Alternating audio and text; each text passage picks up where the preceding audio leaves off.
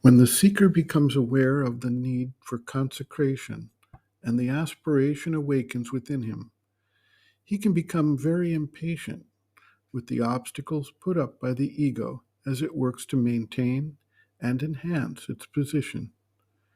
After all, the ego has developed over long periods of time as a stage towards individuation, and it does not recognize that it is now the obstruction standing in the way of the next stage of development.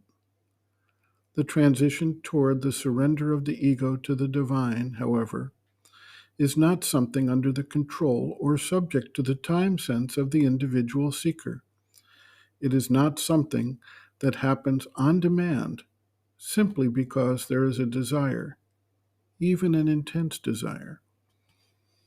The evolution of consciousness, the development and manifestation of stages of consciousness of successively greater subtlety and power, is something that takes place over many millennia.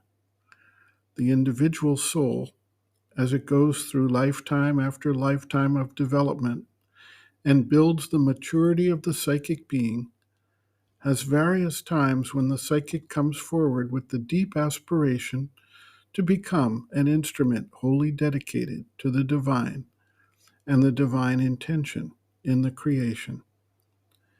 Yet the being may not be fully ready, and just as a fruit needs time to ripen before it is ready to be picked, so the individual similarly may go through long periods of preparation, even multiple lifetimes, before the divine chooses to pluck the soul. There is a story of the divine singer Narad, who was wandering one day on earth and came across a yogi who was practicing intense austerities under a tree. The yogi took the opportunity to ask the sage when he would achieve enlightenment. Narad replied, "In 4 lifetimes." The yogi was upset that it would take so long.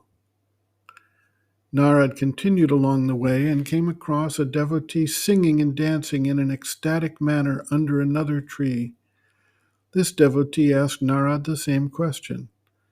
Narad answered that as many leaves as there are on this tree, so many lifetimes will you have to go through to achieve your enlightenment.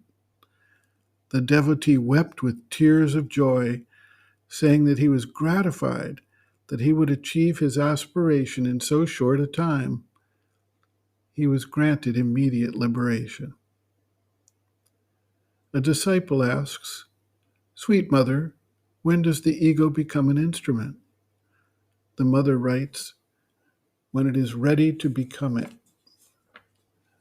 The disciple follows up, "How does that happen?" The mother continues, "How does it happen?